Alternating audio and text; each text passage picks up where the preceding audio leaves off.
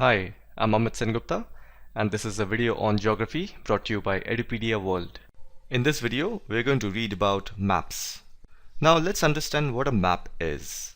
Like how a globe can be useful when we want to study about the Earth as a whole.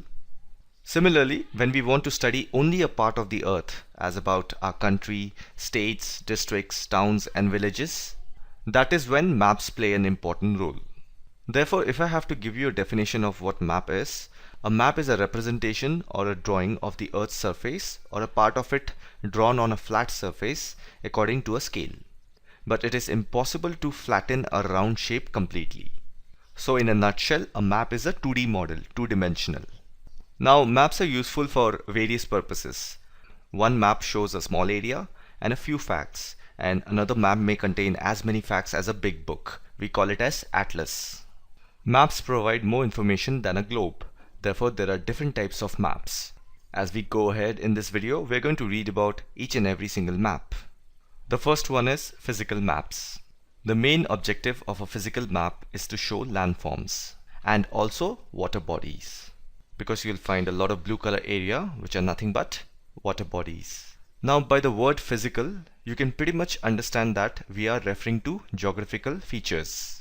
Now, these features include mountains, plateaus, plains, rivers, oceans, etc.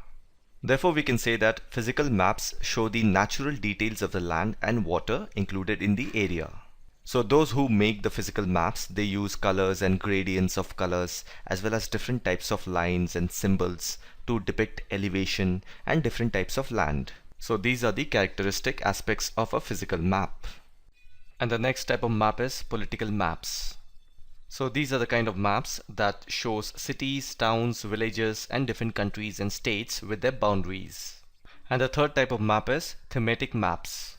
Now these are the maps that has specific information such as road maps, rainfall maps, maps showing distribution of forests, industries, etc. These are called thematic maps. Now that we have understood all the three types of maps, it's time to understand what are the components of maps. So the three main components of maps are distance, direction and symbol.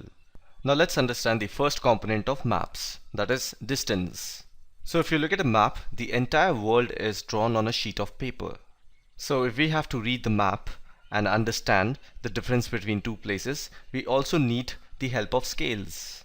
Now while making a map, this reduction is done very carefully so that the distance between the places are real. And it is only possible when a small distance on paper represents a large distance on the ground. Hence, scale is used to find the distance between two places on a map which is on a piece of paper. We can also say that scale is the ratio between the actual distance on the ground and the distance shown on the map. For example, the distance between your school and your home is 10 kilometers. If you show this 10 kilometers distance by 2 centimeter on a map, it means 1 centimeter on the map will show 5 kilometer on the ground. The scale of your drawing will be 1 centimeter is equal to 5 kilometers.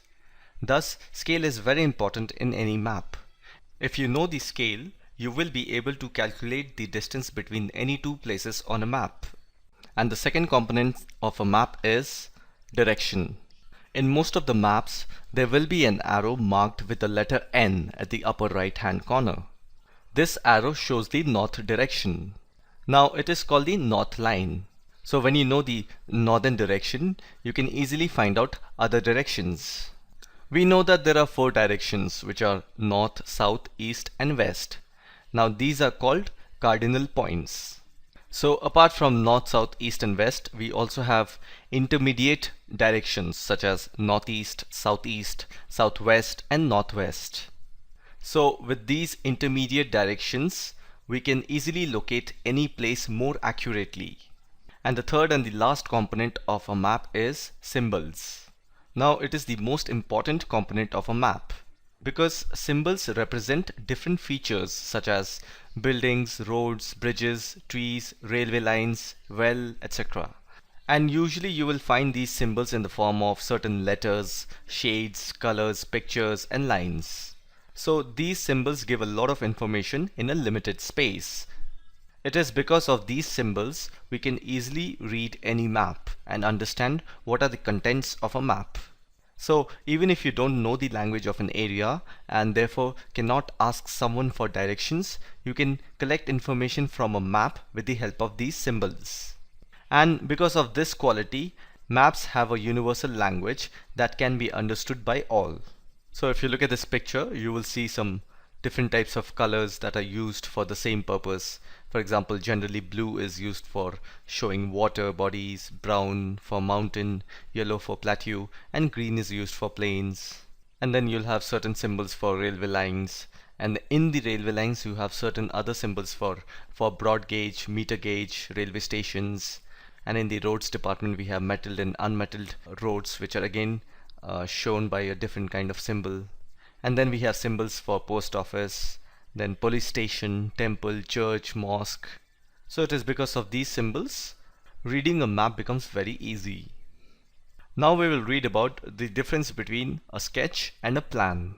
So basically a sketch is a drawing which is mainly based on memory and spot observation and not to scale. So sometimes a rough drawing is required of an area to tell where a particular place is located with respect to other places. Suppose you want to go to your friend's house, but you don't know the way. Your friend may make a rough drawing to show the way to his house. Such a rough drawing is drawn without scale, and this is called as sketch map. Now on the other hand, a plan is a drawing of a small area on a large scale. A large scale map gives a lot of information. But there are certain things which we may sometimes want to know, for example, the length and breadth of a room, which can't be shown in a map. At that time, we can refer drawings. So this kind of a drawing is called as a plan. So let's quickly summarize what we read in this video till now. So a map is a representation or a drawing of the Earth's surface or a part of it drawn on a flat surface. And then we read about different types of maps, such as physical, political, thematic maps. And after that we read about components of maps, which are distance, direction and symbol. So distance are nothing but scale, which is the ratio between the actual distance on the ground and the distance shown on the map. And then we read about direction. So direction helps in locating any place on a map very accurately. And after that we read about symbols, which is the most important component of a map. So maps have a universal language called the symbols that can be understood by all, and symbols gives a lot of information in a limited space. After that we read about the difference between sketch and a plan. And with this we have come to an end of this video. I hope you have found this short video informative, and as usual, thank you for watching, and I'll see you in the next one.